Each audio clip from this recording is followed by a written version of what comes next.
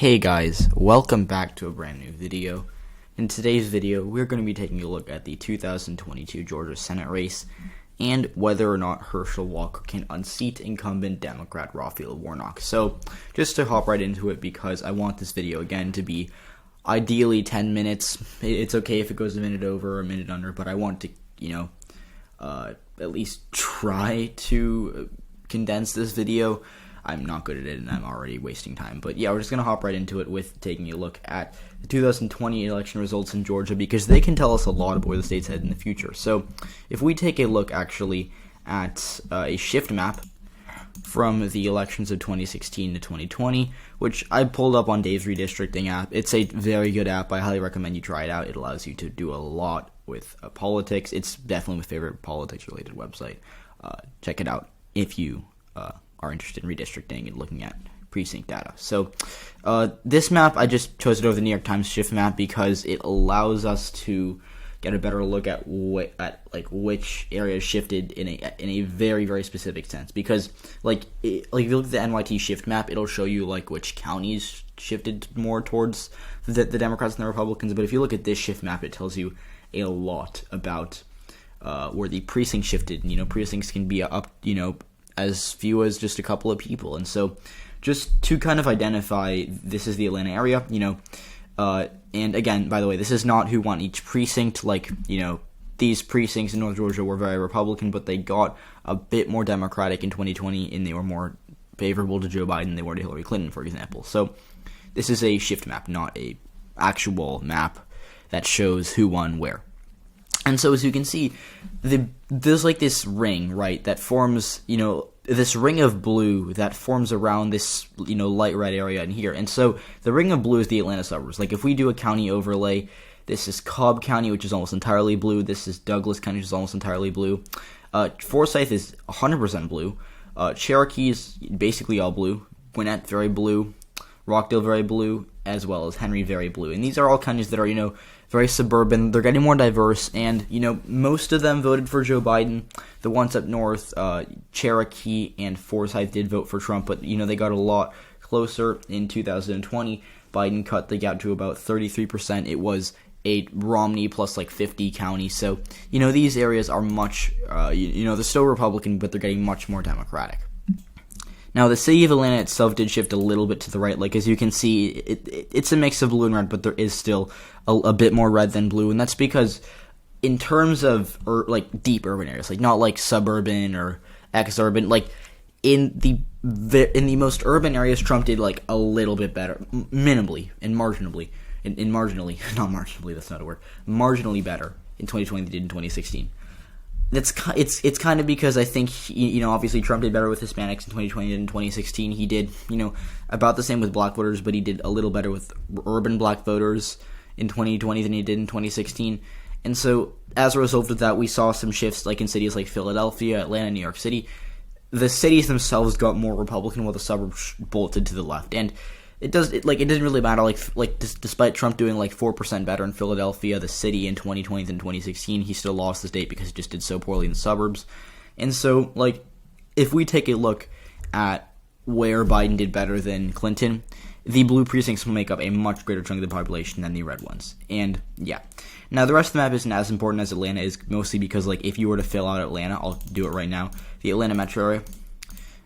If you just click on all these counties, get them to be kind of one district, I guess you could say, they make up literally more than half the state, because as you can see here, a little less than half the state. The amount of people that are not assigned to this district, about 5.6 million. The people are in this district a little under 5.1 million. So, yeah, the Atlanta metro is basically half of Georgia, and you can kind of characterize it in an interesting way. For example, if I were and I guess this just would be messing around with maps because I like maps. The state of Georgia outside of Atlanta is solidly red. Now with Atlanta, the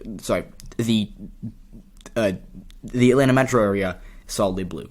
But even though the red is a little bigger than the blue is a bit more bluer than the red. So if we were to unlock that, unlock that, and then make all of this one district, so you can see right there, it gets light blue. So that's just, I guess, my mini mathematics lesson on the state of Georgia. But the point being that Biden did a lot better than Clinton in most of Georgia, specifically the suburbs. He also did better in smaller cities like the city of Savannah. He did better. Hillary Clinton, he did better in the city of Augusta, which I'll pull up right here.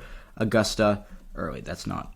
Sorry, I meant Columbus. Columbus was better for Biden than it was for Clinton. Augusta over here was better for Biden than it was for Clinton. I always get these two cities mixed up.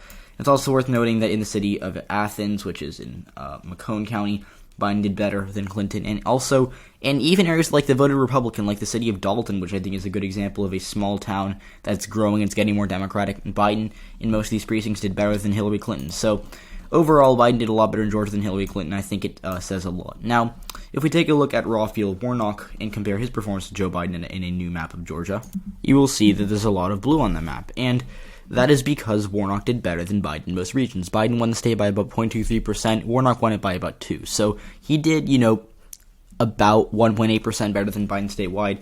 And yeah, there's a lot of blue on this map. Now, the only big red area is this red-ish part in North Fulton County. Fulton County is the only kind of stayed about the same. I think Warnock did a point or so better than Biden in the county as a whole, but it doesn't really mean too much. But the point is,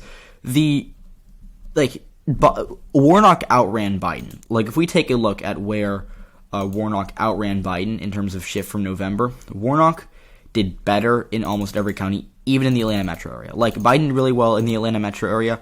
Warnock still did better. He improved in Gwinnett County. He improved in Cobb County. He even improved in Bartow, Cherokee, as well as Forsyth over here. And so, because these suburbs were, kept trending blue, that allowed Warnock to expand his margin of victory over Biden. Now, again, the only area that got redder was, North Fulton, a bit of DeKalb, and this area, if you look at the precincts that were most red that stand out here, they're predominantly white. This random precinct I'm hovering over is about 89-90% white, and that's mostly because these are extreme.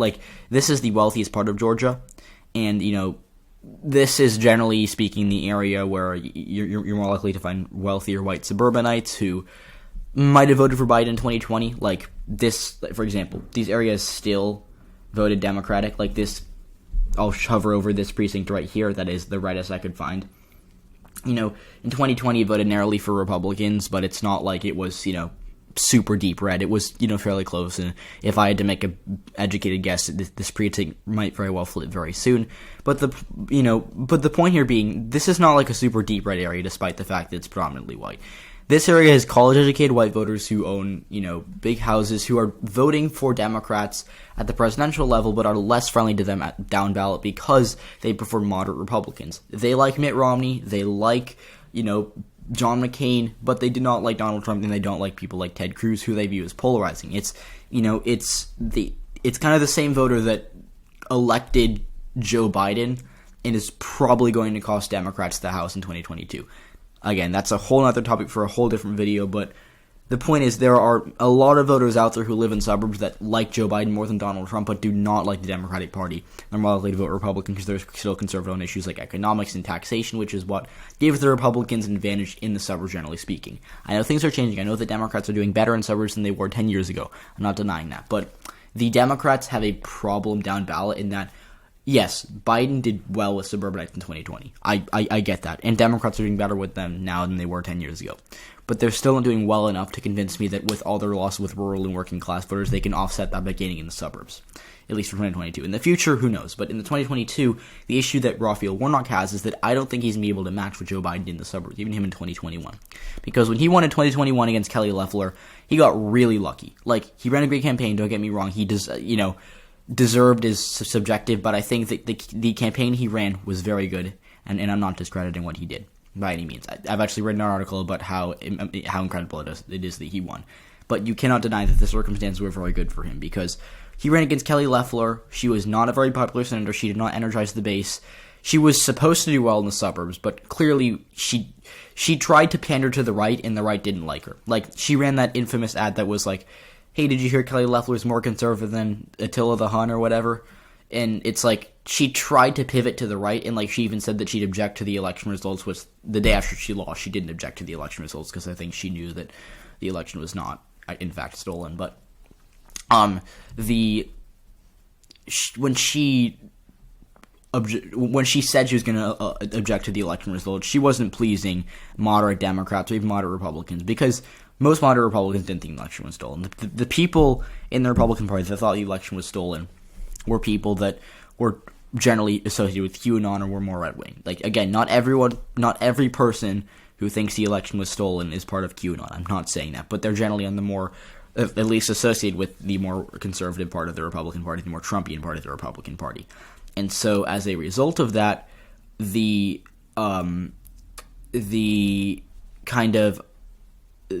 sentiment was among Loeffler that she needed to do better with rural Republican voters that were very conservative to win the race. And she did not do either of those things. She turned off suburban voters who voted for Warnock despite the fact that they had never voted, Democratic before or whatever, except for Biden in 2020 or whatever. And she also did not get good turnout from voters in the rural North. If you compare what Warnock did to Clinton in 2016, Warnock did much, or to Biden in 2020, excuse me, Warnock did much better than Joe Biden in the rural North and just in rural areas of Georgia generally. He also did better with black voters, which, as we know, are a big part of Georgia's electorate. So he did really well in 2021. And what I'm trying to say here through all of this, looking at trends and stuff, is that I don't know if he can do that again. I wouldn't be surprised if he wins, but the issue is that with an environment that is going to be so favorable to Republicans now that the Democrats are more unpopular than they've been in 20 years, I do not know if his strength as an incumbent is going to be enough. Now, I pulled it up right here. Raphael Warnock raised a lot of money. He is a popular incumbent. He's not a bad candidate for the Democrats to run. He has a lot of things to like about him, and I think he's going to win a lot of votes, and he's going to do very well. That being said, the fact that Joe Biden is 10% underwater right now, in the state of Georgia, it's not looking good for Democrats because they're not going to be able to rely on suburban voters because in 2020, the reason that Biden did so well in these counties, if we look at, comparing Biden to Clinton, as I did on this map, Biden did so much better in these, especially in Gwinnett County, which is the largest of these counties that I'm looking at right now. Gwinnett has nearly 1 million people, voted for Biden by 18, and if we look at what happened in 2016, in that race, it voted for Clinton by about 6. So Biden did 12% better than Hillary Clinton. This was a county, in fact, that Mitt Romney won by 9. So Clinton did 15% better than Mitt Romney. So she did, quite well there, but Biden knocked it out of the park. He did 27% better than Romney and 12% better than Clinton, or better than Obama, I guess I should say, because Romney won the county and Obama was the Democrat who lost it. But Warnock did so well with these voters because he was able to appeal to both voters of color who are, Gwinnett County, as you can see, is a very diverse county. It is plurality white, but black voters and Asian voters make up a big chunk of the population there, and he did very well with those voters as well. And if we take a look at what he did with white voters, he also was able to do fairly well with white voters who had college degrees. Democrats have not done well with rural white voters for a very long time, but they've been able to make inroads with those who have college degrees. And as a result of that, Warnock was able to win his election in 2021. So I really do think that this race is going to come down to the suburbs. Now, if Warnock can replicate what he did in 2021, where, right here in 2021, where he won Gwinnett County by 20, he won Newton by 16, he won Henry by over 25, he also was able to win Cobb, which was impressive in and of itself. It was a Romney. I think it voted for Trump in 2016, although I'm not sure. It was definitely very close no matter what. Douglas County as well, although not as much. But he did very well with these suburban counties in Atlanta that are getting more diverse but still have significant chunks of white voters. Because, I'll say it again, Democrats have not been gaining ground with white voters for a while. They've been losing ground with white voters. White voters are getting more and more Republican. But Warnock and Biden in Georgia were able to make inroads with white voters with college degrees. And while that doesn't make up for the fact that Democrats are doing 9% worse with white voters nationally than they were in 2000, it does kind of make up for the fact that voters with college degrees are now, on the other hand, more Democratic than they were in 2000. So I guess the point of all this data is to say that Warnock can win. He's got a very solid path, but I do not think that he is going to get the votes he got in 2021. Because without Trump on the ballot, it's going to be very hard to get conservatives to vote for Democratic candidates, because when Trump was on the ballot in 2020, when he was still on voters' minds in January, 2 months after that election, they voted for Democrats because they hated Trump.